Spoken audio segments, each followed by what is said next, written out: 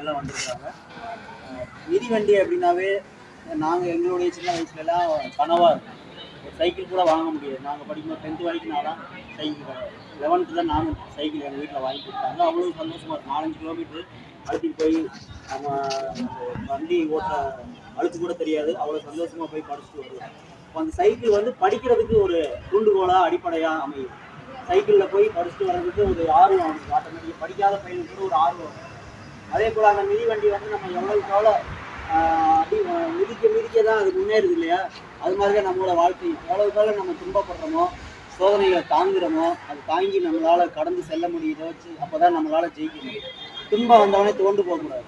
எப்படி சைக்கிள் துன்பம் தர நம்ம மிதிக்க முன்னாடி போகுது இல்லையா? அது மாதிரி நம்ம துன்பம் வந்தால் அது நமக்கு முன்னேற்றத்திற்கு தான் கடவுள் தர்றாருன்னு அர்த்தம். அந்த ஒரு சின்ன கருத்தை மட்டும் பதிவு செஞ்சுட்டு அடுத்து நம்ம தலைமை ஆசிரியர் அவர்களை ஓரிரு வார்த்தையில் பேச வரும்போது அன்போடு அழைக்கும்.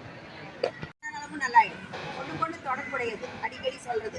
ஸோ இந்த வண்டி, இந்த விலங்கு இலவச மிதிவண்டி வழங்கும் விழாவுக்கு வருகை கவுன்சிலர் அவர்களுக்கு நம்ம பள்ளியுடைய பிடிஏ தலைவர் அவர்களுக்கும் மேலாண்மை குழு தலைவர், ஆசிரியர்கள், பெற்றோர்கள் அனைவருக்கும் இனிய மாலை வணக்கம்.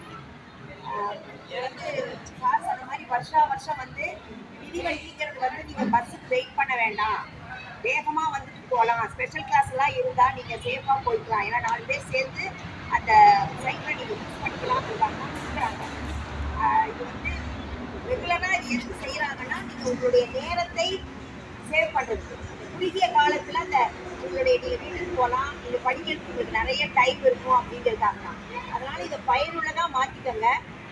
இந்த வண்டியை வந்து எடுத்துகிட்டு போய் சும்மா யாருக்காவது கொடுக்கறது இல்லை எங்காவது போடுறது அதெல்லாம் வச்சுக்காம, ஏன்னா ஒரு வண்டியோட விலையெல்லாம் உங்களுக்கு தெரிஞ்சிருக்கும். யாருக்காவது வண்டி வாங்கும்போது ஒரு சைக்கிளோட விலையெல்லாம் கிட்டத்தட்ட 3000-4000 எடுத்துக்காங்க சார் இருக்கும்.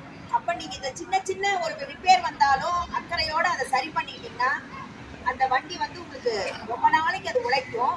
அந்த உழைப்பின் மூலமாக நீங்கள் என்ன பண்ணலாம்,